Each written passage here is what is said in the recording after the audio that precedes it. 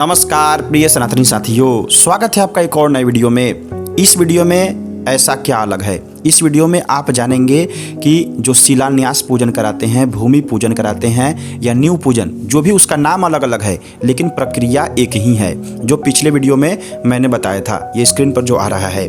अब आपको इस वीडियो में बताया जाएगा कि राहु मुख का विचार कैसे करते हैं। जैसे मान लीजिए आप गए किसी महीने में शिलान्यास कराने, भूमि पूजन कराने, और वहाँ पे आपसे पूछा जाए कि पंडित जी इस महीने का वास्तु किस कोने में दिया जाएगा, यानी कि किस दिशा में इस बार वास्तु डाला जाएगा, ये आप मुझे बताइए। तो आप कैसे बताएंगे, इस वीडियो को ध्यानपूर्वक अंत तक देखिए। वास्तु जो डाला जाता है किस महीने में कौन सी दिशा में, वो बताया जाएगा, या फिर गृहारंभ का क्या मुहूर्त होता है, मुहूर्त भी आप कैसे पंचांग से खुद से देख सकते हैं, वो भी एकदम सरलतापूर्वक आसान तरीके से आपको बताया जाएगा। ध्यानपूर्वक इस वीडियो को अंत तक देखिए। ये देखिए, मैंने एक ये चार्ट तैयार किया है सिर्फ आपको समझाने के लिए। राहु मुख का विचार करने से पहले आपको एक दो चीज़ की जानकारी होनी चाहिए। क्या चीज़ की जानकारी होनी चाहिए? सबसे पहले आपको सूर्य की राशि की जानकारी होनी चाहिए। जैसे मान लीजिए कोई आपसे पूछ दिया कि पाँच अंक कौन सी राशि है, तो आपको सिंह राशि ऐसे याद होनी चाहिए। अगर आपसे कोई पूछ दिया कि छठा अंक कौन सी राशि होती है, तो आपको कन्या राशि ऐसे याद होना चाहिए। 10वां राशि कौन सा होता है, तो मकर राशि। 11वां राशि कुंभ राशि। इस प्रकार से आपको राशियों का जानकारी होना चाहिए। कैसे होगा, यहाँ पे मैंने उसको चार्ट के रूप में बता दिया है। आप इसको स्क्रीनशॉट कर सकते हैं और याद कर सकते हैं। अब देखिए, जैसे मान लीजिए आपसे कोई पूछा कि पंडित जी ये मार्च का महीना चल रहा है, इस महीने में गृहारंभ का जो कोना होगा, राहु का जो मुख होगा, वो किस दिशा में है और हम लोग किस दिशा में, किस कोने में वास्तु को डालेंगे, तो आप क्या जवाब देंगे? तो सबसे पहले आपको देखना होगा कि मार्च के महीने में कौन सा हिंदी महीना चल रहा है। ठीक है, देखिए 2 महीना मार्च के महीने में चलता है, एक फाल्गुन महीना होता है और एक चैत्र महीना। तो हिंदी महीना भी आपको याद होना चाहिए, जो आमतौर पर पंडित जी लोगों को याद ही रहता है, इसमें पूछने की बात नहीं है। ठीक है, तो अब आपको देखना है कि जैसे मैं आपको एग्जांपल से समझाता हूँ। यहाँ पे 3 चीज़ दिया हुआ है। देवालय देख पा रहे हैं आप, देवालयारंभ, गृहारंभ और जलाशयारंभ। देवालय क्या होता है? कोई मंदिर बन रहा है, कोई बड़ा यज्ञशाला इत्यादि बन रहा है, यानी कि यज्ञ महायज्ञ इत्यादि होता है ना। तो इस प्रकार का जो भी आप पूजन कराएंगे, भूमि पूजन देवालय इत्यादि में, तो उसका जो राहु का मुख और दिशा अलग होता है। ठीक है, और गृहारंभ में अलग होता है, और जलाशय यानी कि कुआं इत्यादि बनता है उसमें अलग होता है। कैसे आप समझेंगे? जैसे ये एक चार्ट है, ये एक पंचांग से ही लिया गया है, आपको मैं समझाता हूँ। जैसे आपको देवालय का कहीं पे शिलान्यास कराना है, तो उस समय अगर सूर्य 12, 1 और 2 कौन सी राशि होती है? तो मीन, मेष और वृषभ में अगर सूर्य हैं, तो आपको एकदम बिना सोचे समझे अग्नि कोण में आपको शिलान्यास करा देनी है। उसी प्रकार से 3, 4 और 5 कौन सी राशि होती है सूर्य की? ये होती है मिथुन राशि, कर्क और सिंह राशि। इसमें अगर सूर्य हैं तो आपको ईशान कोण में दिला देना है। किसमें? ये देवालय में। ठीक है, आपको ये भी मैं बताऊंगा कि कैसे आप पंचांग से देख पाएंगे कि सूर्य किस राशि में अभी के समय में है। ठीक है, अब आपको गृहारंभ में समझिए। गृहारंभ में थोड़ा सा अलग होता है। गृहारंभ में क्या है? 5, 6, 7 अगर सूर्य इस राशि में है। 5वीं कौन सी राशि हुई? सिंह राशि, 6ठी कन्या राशि और 7वीं तुला राशि। इन राशियों में अगर सूर्य हैं तो अग्नि कोण में बिना सोचे समझे आपको वास्तु डाल देना है। ठीक है, इतना आपको समझ में आ गया। अब मैं आपको समझाता हूँ एक और चार्ट से। देखिएगा, इसको आप याद कर लीजिए। सूर्य की कौन सी राशि होती है? जैसे 10वां अंक, अगर आपसे कोई पूछ दिया 10वां अंक कौन सी राशि है, तो मकर राशि। अगर आपसे चौथा अंक कौन सी राशि है, तो कर्क राशि। इसको याद कर लेना चाहिए। अगर देखिए आप कर्मकांड करा रहे हैं तो आपको थोड़ी बहुत नॉलेज होनी चाहिए। जैसे नक्षत्रों का ज्ञान होना चाहिए, तिथियों का ज्ञान होना चाहिए, हिंदी महीने का ज्ञान होना चाहिए, सूर्य की राशियों का ज्ञान होना चाहिए। ठीक है, या कितने ग्रह होते हैं, ये सब आपको थोड़ी बहुत नॉलेज होनी चाहिए पंचांग की, तब जा करके आप कोई भी चीज़ बढ़िया से सीख पाएंगे। अब मैं आपको समझाता हूँ एक और चार्ट से। देखिए, ये यहाँ पे दिया हुआ है गृह निर्माण में राहु मुख स्थिति और खनन स्थान, यानी कि राहु मुख की स्थिति देख लेनी है और किस स्थान में हम लोग खनन करेंगे, यानी कि जो गड्ढा खोद करके हम लोग शिलान्यास करते हैं वो कैसे कराएंगे। देखिए, उस पर वीडियो भी मेरे चैनल पर उपलब्ध है। ये वीडियो स्क्रीन पर आपके आ रहा है, ये जा करके आप देख सकते हैं। ठीक है, अब आपको यहाँ पे देखना है कि अब देखिए इसमें भी दिया हुआ है स्पष्ट रूप से, इसमें तो राशि भी लिख दी गई है 5, 6, 7, उस पर लिखा हुआ था ऊपर यहाँ पे है सिंह, कन्या और तुला। 5 6 7 सिंह, कन्या और तुला ही राशि होती है। इसमें राहु का मुख किस दिशा में होता है? ईशान कोण में, और पृष्ठ होता है नैऋत्य कोण में। यानी कि आप देखिए, मैं आपको समझाता हूँ एकदम सिंपल लैंग्वेज में। ये तीनों जो दिशा हो गया, ये तीनों को छोड़ देना है आपको। जिधर जिधर ये सांप गया हुआ है, जिधर जिधर यह सांप आया है, उस तीनों दिशा को आपको छोड़ देना है। कहाँ देना है? इस अग्नि कोण में। यहाँ पे काला बिंदु दिया हुआ है, इसी कोण में आपको वास्तु दे देना है। इस चार्ट को आप स्क्रीनशॉट कर लीजिए, मैं जूम आउट कर देता हूँ। आप बढ़िया तरीके से श्लोक सहित इसको स्क्रीनशॉट कर लीजिए। आप इसी के अनुसार आप अपने मोबाइल में रखिएगा। आपको केवल देख लेना है सूर्य किस राशि में है। कैसे देखेंगे वो भी मैं बता दे रहा हूँ। देख लेना है और सीधा जो ये काली वाली बिंदु दी हुई है, उसी दिशा में आपको फटाक से दिलवा देना है न्यू। कहीं भी सोचने की जरूरत नहीं है। वृश्चिक, धनु और मकर में अगर सूर्य हैं तो राहु का मुख होगा वायव्य कोण में। इधर भी नहीं दिलाना है, इधर भी नहीं दिलाना है। कहाँ देना है? ईशान कोण में दे देना है। एकदम स्पष्ट है। देखिए यहाँ पे लिखा भी हुआ है, शिरः खनेत मातृपित्रोश्च हंता खनेत पृष्ठम भय रोग पीड़ा। अगर सिर के तरफ यानी कि सांप का जगह सिर जहाँ है, अगर वहाँ खूनते हैं तो मातृपितृ यानी माता और पिता को पीड़ा, हंता यानी कि उनकी मृत्यु होने की चांस होती है। खनेत पृष्ठम भय रोग पीड़ा, अगर उसके पृष्ठ भाग में खूनते हैं तो उस समय क्या होगा? रोग, भय और पीड़ा होने की चांस है। ठीक है। पुच्छम खने चत्री सुरोगा, स्त्री गोत्र की हानि होगी, यानी कि स्त्री और गोत्र की वृद्धि नहीं हो पाएगी परिवार में। ठीक है। और स्त्री पुत्र लाभौ धनवाम कुक्षौ, यानी कि स्त्री पुत्र और धन का लाभ होता है वाम कुक्ष, यानी कि सांप के बाईं तरफ खोंदने में। ठीक है। तो मैं आपको सिंपल लैंग्वेज में समझाता हूँ कि ये तीनों साइड छोड़ देना है आपको। ये बिंदु जहाँ दिया हुआ है उसी जगह पर आपको शिलान्यास करा देनी है। एक और चीज देखिए, अब मैं आपको बताता हूँ कि पहले आप देखिए गृहारंभ का मुहूर्त कब है। ठीक है। जैसे मान लीजिए आपके पास कोई भी पंचांग है, कोई भी पंचांग आपके पास उपलब्ध है, ऋषिकेश पंचांग, महावीर पंचांग, आदित्य पंचांग, विश्वनाथ पंचांग, बहुत सारे पंचांग अलग अलग जगहों पर अलग अलग पंचांग चलता है। तो आपको एक ऐसी मुहूर्त सारणी हर पंचांग में अब के पंचांगों में आ रही है।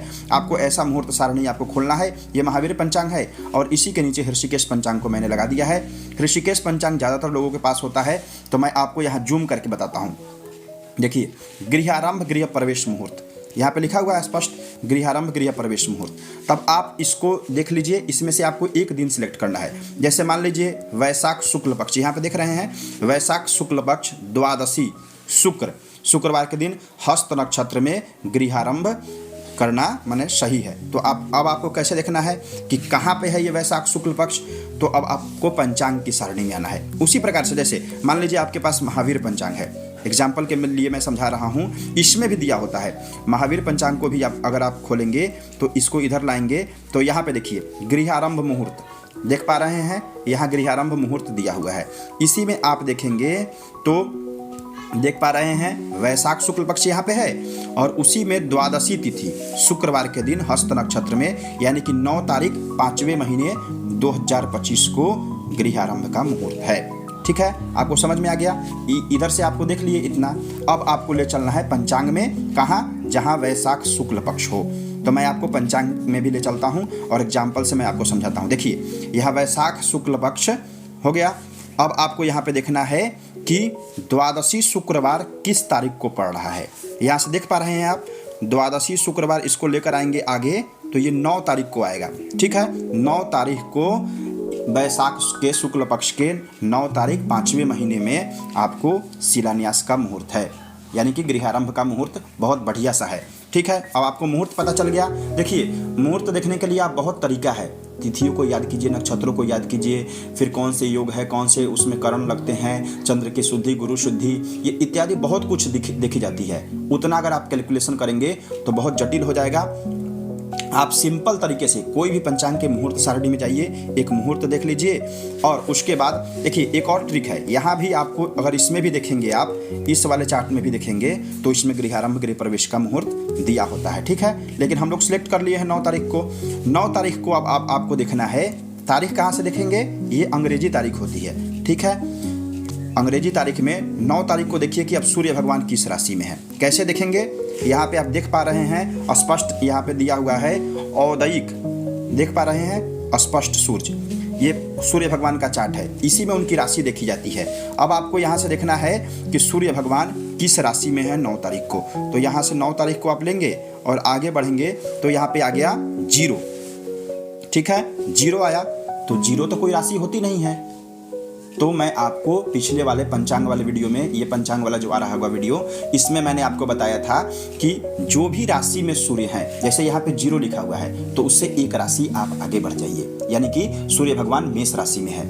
अगर यहाँ पे 1 लिखा होता, अगर यहाँ पे 1 लिखा हुआ रहता तो आपको सूर्य भगवान दूसरी राशि यानी कि वृषभ राशि में होते। अगर यहाँ पे 5 लिखा होता तो सूर्य छठे राशि यानी कि कन्या राशि में होते। इसी प्रकार से आपको एकदम सिंपल तरीके से याद कर लेना है। कोई भी अक्षर यहाँ पे लिखा हुआ है औदयिक स्पष्ट में किसी भी महीने में, तो आपको बस एक राशि आगे बढ़ जानी है, उतना ही वही सूर्य का राशि होगा।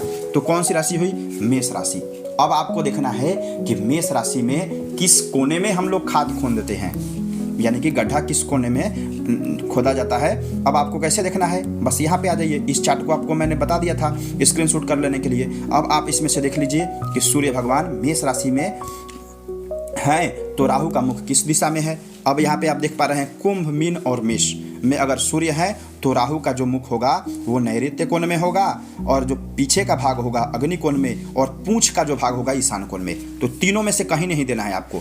स्पष्ट यहाँ काला जो बिंदु दिया हुआ है इसी कोण में यानी कि वायव्य कोण में आपको बिना सोचे समझे यहाँ पे शिलान्यास करा देनी है, यानी कि उसी कोण में गड्ढा खोदिए और बढ़िया तरीके से विधिवत तरीके से पूजन कराइए। उस पूजन का भी वीडियो मेरे चैनल पर उपलब्ध है, इसको डिस्क्रिप्शन में भी मैं डाल दूंगा और आई बटन में आप जाकर देख सकते हैं, ठीक है। ये अब सिंपल तरीका हो गया। एक और एग्जाम्पल से मैं आपको समझाता हूँ, अब आपको समझ में आ गया होगा। एक और एग्जाम्पल से मैं दिखाता हूँ आपको। जैसे मान लीजिए एक और मैं मुहूर्त ले लेता हूँ। मुहूर्त इसी पंचांग से लेते हैं। यहाँ पे देखिए श्रावण के महीने में जैसे आपको शिलान्यास करानी है, यहाँ हो गया श्रावण शुक्ल पक्ष। अब आपको देखिए कि इसमें कौन कौन सा दिन होता है शिलान्यास का। तो एक है अष्टमी शुक्रवार और एक है दशमी शनिवार, दशमी कह रहे हैं पूर्णिमा। 15 जहाँ भी लिखा हो तो आप समझ जाइए कि ये पूर्णिमा है। 15 शनिवार यानी कि 2 तिथियाँ बन रही है शिलान्यास की श्रावण के महीने में। एगो 1 तारीख को है, 1 तारीख 8वें महीने 2025, यहाँ पे देख पा रहे हैं आप 1/8/2025, और एक है 9/8/2025। दोनों दिन है, बस आपको इसमें देख लिए। अब आपको चलना है उसी श्रावण महीने के शुक्ल पक्ष में। कैसे देखेंगे? तो इसी में पंचांग में मैंने एक और एग्जाम्पल के लिए आपको पृष्ठ को जोड़ दिया है। अब देखिए यहाँ पे आइए। अब आपको उसमें बताया गया है कितना? शुक्रवार, समझ गए? अष्टमी शुक्रवार 1 तारीख को, ठीक है। तो अब आपको यहाँ पे देखना है अष्टमी शुक्रवार 1 तारीख। इस दिन कितने तारीख को पड़ रहा है? यहाँ पे आएंगे तो 1, ठीक है। यहाँ पे आ गए 1 स्पष्ट रूप से दिया हुआ है, ठीक है। तो अब आपको अ लिखा हुआ है, अ का मतलब क्या हुआ? 1 अगस्त महीने का 1 तारीख, 1 अगस्त को शिलान्यास का दिन है, ठीक है। अब आपको क्या करना है? अब देखना है कि इस महीने में सूर्य किस राशि में है। तो वैसे ही सिंपल आगे आइए और यहाँ पे देखेंगे 3 आ रहा है। ये सूर्य भगवान का औदयिक स्पष्ट चक्र है, इसमें सभी जगह 3 लिखा हुआ है। 3 लिखा हुआ है तो अब आपको दिमाग नहीं लगाना है। यहाँ पे आपको सिंपल समझना है कि तीसरी राशि है, यानी कि चौथी राशि हम पकड़ेंगे कर्क राशि। कर्क राशि में अब आपको देखना है, देखिए जैसे तारीख कैसे देखेंगे, तो तारीख आप यहाँ से देख सकते हैं, जून जुलाई अगस्त सितंबर। कैसे देखेंगे? तो यहाँ पे देखिए, यहाँ पे तारीख भी दिया होता है 25 जुलाई से लेकर 8 अगस्त तक श्रावण का शुक्ल पक्ष है, समझ गए। अब आपको यहाँ पे देखना है कि चौथी राशि कौन सी होती है? कर्क राशि में सूर्य हैं श्रावण के शुक्ल पक्ष में, तो हम लोग किस कोने में दिलवाएंगे? तो उसके लिए आपको बस यही चार्ट खोल लेना है, सिंपल सा यह चार्ट खोलेंगे। अब इसमें देखिए कि कर्क राशि कहाँ लिखा हुआ है। कर्क राशि कहाँ लिखा हुआ है? तो यहाँ पे आएंगे तो लिखा हुआ है यहाँ पे वृषभ, मिथुन एवं कर्क में अगर सूर्य है तो आपको कहाँ दिलवाना है? कहाँ दिलवाना है? अग्नि कोण छोड़ देना है, ईशान कोण छोड़ देना है, और वायव्य कोण छोड़ करके बस नैऋत्य कोण में आप शिलान्यास करा दीजिए।